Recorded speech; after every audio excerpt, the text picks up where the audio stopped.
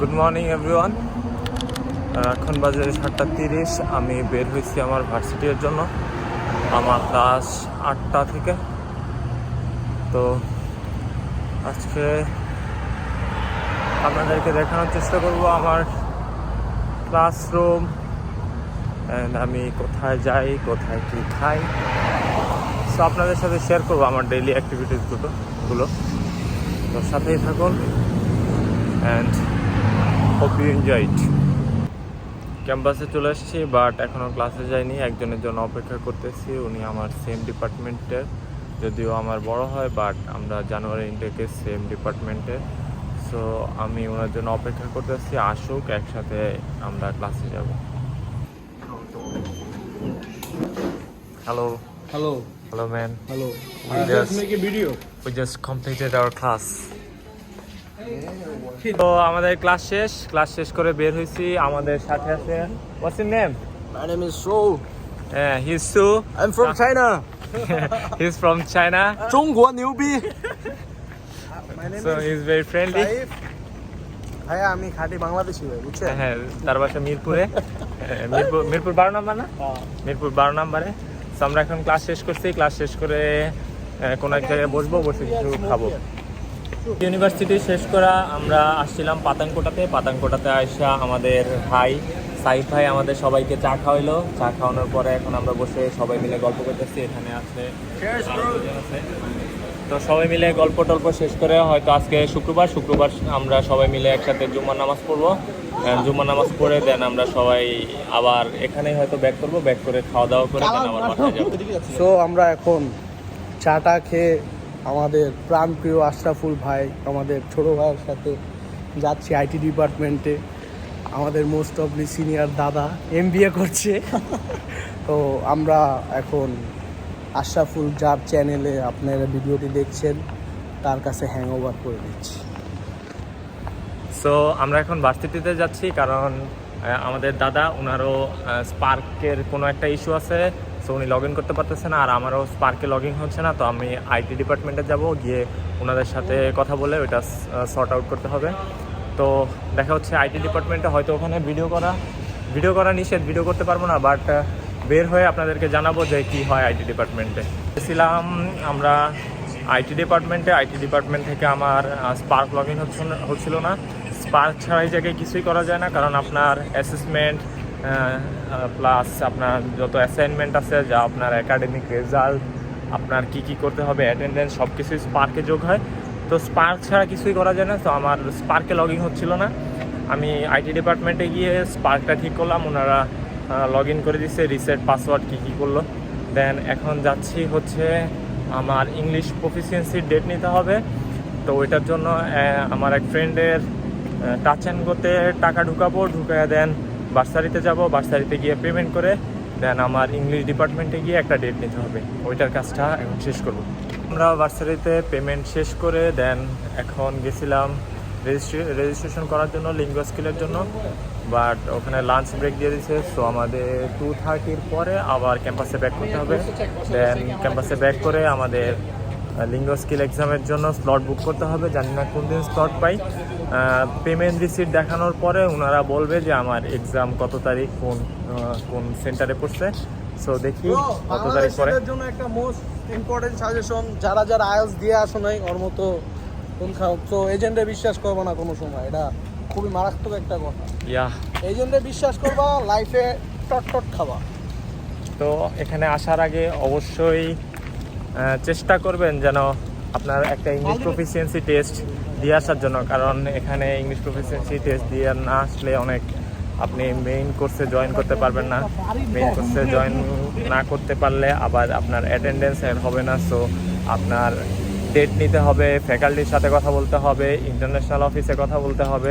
So অনেক দৌড়াদৌড়ি। তার থেকে ভালো 1 থেকে 1.5 মাসের প্রিপারেশন নেন। IELTS 5 এখানে হয়ে যায়। আর কিছু সেক্টরের জন্য আরও ভালো রেজাল্ট লাগে, বাট ম্যাক্সিমাম 6 মধ্যেই হয়ে যায় আর কি এখানে। তো চেষ্টা করবেন যা একটা ইংলিশ প্রফিসিয়েন্সি টেস্ট দিয়ে দেন আসার জন্য। Otherwise you will face many difficulties here. So চেষ্টা করবেন কোনো একটা ইংলিশ প্রফিসিয়েন্সি দিয়ে মালয়েশিয়া আসার জন্য। আপনার যে কোনো ইউনিভার্সিটি, আপনার শুধু ফাউন্ডেশন কোর্সের জন্য আপনার কোনো আইএলস রিকোয়ারমেন্ট বা কোনো ইংলিশ প্রফিসিয়েন্সি রিকোয়ারমেন্ট লাগে না। বাট আপনি যদি ব্যাচেলর বা মাস্টার্স কোর্সে আসতে চান তাহলে আপনার অবশ্যই একটা ইংলিশ প্রফিসিয়েন্সি টেস্টের সার্টিফিকেট থাকতে হবে, তাদের রিকোয়ারমেন্ট মতো ওই স্কোরটা থাকতে হবে। আদারওয়াইজ আপনি মেইন কোর্সে জয়েন করতে পারবেন না। দেন আপনার ফ্যাকাল্টির সাথে কথা বলতে হবে, আবার এক্সাম দিতে হবে, আবার অনেক কাহিনী আছে। সো চেষ্টা করবেন ইংলিশ প্রফিসিয়েন্সি টেস্ট দিয়ে আসার জন্য। আমরা আসছি খাওয়ার জন্য, তো আমরা দুপুরে লাঞ্চ করার জন্য আসছি। এখানে একটা বাঙালি হোটেল আছে আমাদের ভার্সিটির অপোজিটে, কোবা স্কোয়ারের ভিতরে। আমরা ওই জায়গায় আসছি খাওয়ার জন্য। অ্যান্ড খাওয়া দাওয়া শেষ করে দেন আমরা নামাজ পড়তে যাব। নামাজ পড়ে দেন হয়তো আমার ইংলিশ ডিপার্টমেন্টে যেতে হবে, কারণ ইংলিশ প্রফিসিয়েন্সি টেস্টের ডেট নেওয়ার জন্য।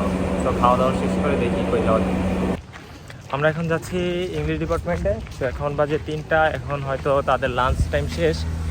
তো এখন ইংলিশ ডিপার্টমেন্টে যাব, দেখি আমার টাইম কবে পাই।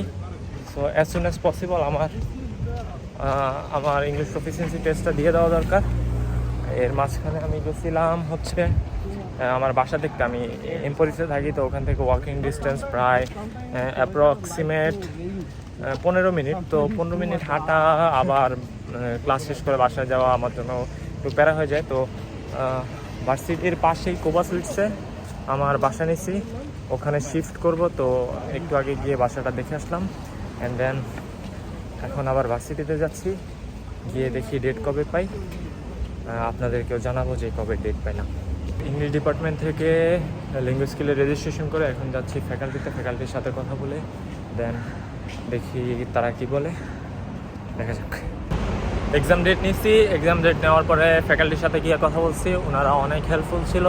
বলছি আমার 28 তারিখ এক্সাম, আমি 5 তারিখের মধ্যে আমার সার্টিফিকেট জমা দিয়ে দিব ইংলিশ প্রফিসিয়েন্সি। সো তারা বললো যে আমার ল্যাঙ্গুয়েজ স্কিলে আমার মেন প্রোগ্রামে জয়েন হওয়ার জন্য আমার 154 লাগবে। আমি চাইলে আমার ইংলিশ প্রফিসিয়েন্সি টেস্ট দেওয়ার পরেও জয়েন করতে পারবো, ইটস আপ টু মি। তো দেখি কী করা যায়। আমি হয়তো ক্লাসে জয়েন করব, কারণ যদি ক্লাসে জয়েন না করি তাহলে লেকচার আদার যেগুলো ব্যাপার আছে, আমি যেহেতু নিউ, তো আমার জানতে হবে যে পড়াশোনা কেমন বা কী। তো যদি ক্লাস মিস করি তাহলে হয়তো জানা হবে না। আর আমি চাইলে আমার প্রফিসিয়েন্সি জমা দেওয়ার পরেও জয়েন করতে পারবো। এখন বাসায় চলে যাচ্ছি, অনেক টায়ার্ড লাগতেছে। অলমোস্ট 5টা বাজে সব কাজ শেষ করতে, 5টা বাজে গেছে। এটা নিয়ে আমি অনেক টেনশনে ছিলাম যে কি হয় না হয়, ফ্যাকাল্টি কি বলে, ক্লাস করতে দেয় নাকি আমার ইনটেক মিস দিতে হয়। সো আলহামদুলিল্লাহ এগুলো কিছুই করতে হয় নাই, আমার সব কিছুই ঠিক মতো হয়েছে।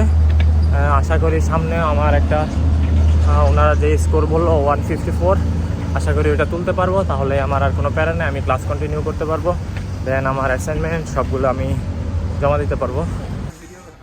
আমরা আসছি এখন নিনসুতে, এখানে ম্যাক্সিমাম জিনিসই 2.60। সো আসছি কিছু কেনাকাটা করার জন্য, নিয়েছিলাম কিছু। দেখি আরও কিছু নেওয়া যায় কিনা, যদি আরও কিছু পাই তাহলে নিব। আমরা আসছি পানি নেওয়ার জন্য, আমাদের পানি শেষ। তো আমরা 6 লিটার একটা বোতল কিনছি, বোতল কিনে এখানে 40 সেন্টে 6 লিটার পাওয়া যায়। আর নর্মালি এমনি 6 লিটার পানি কিনতে গেলে আপনার প্রায় 10 রিঙ্গিতের মতো লাগে। তো আমরা এখান থেকে রিফিল করে আমাদের 1.5 থেকে 2 দিন যায়, দেন আবার এসে রিফিল করি। এখন বাজে রাত 10টা, পানি শেষ, তো পানি নেওয়ার জন্য নিচে নামছি। এখন বাজে রাত 2:30, আমি নিচে নামছি। অ্যান্ড আমার রুমমেট আছে, আমার ভাই, মানে উনি আমার থেকে বড়। আমরা নিচে নামছি রাতের খাবার খাওয়ার জন্য। এখানে একটা রেস্টুরেন্ট আছে বাসার নিচেই, একদম বাসার নিচে। সো আমরা নিচে নামছি, খাওয়া দাওয়া শেষ করে আমরা বাসায় যাব। খাওয়া দাওয়া শেষ করে বাসায় আসলাম, এখন রাত বাজে প্রায় 3টা। তো আমার এখন ঘুমাইতে হবে। আমি সন্ধ্যার পরে আর কোথাও বাইরে যাইনি, আমার ল্যাঙ্গুয়েজ স্কিলের পরীক্ষার প্রিপারেশন নিতেছিলাম, কারণ আমার আইএলসের ব্যাপারে একটা ধারণা আছে যে কোশ্চেন প্যাটার্ন কেমন হয় বা কি, বাট ল্যাঙ্গুয়েজ স্কিলের নতুন প্যাটার্ন বা কি, আমি ওটা নিয়ে একটু রিসার্চ করছি। দেন বুঝছি যে আইএলসের মতোই, বাট একটু ডিফারেন্স, বেশি না। সো ওইটা নিয়ে একটু ঘাটাঘাটি করছি, একটু পড়ালেখা করছি, দেন নিচে খাইতে গেছি। এখন আসলাম, এখন বাজে প্রায় রাত 3টা।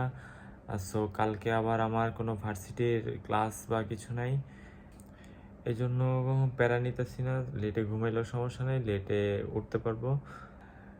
দেখা হবে পরের ব্লগে। Till then take care, bye by.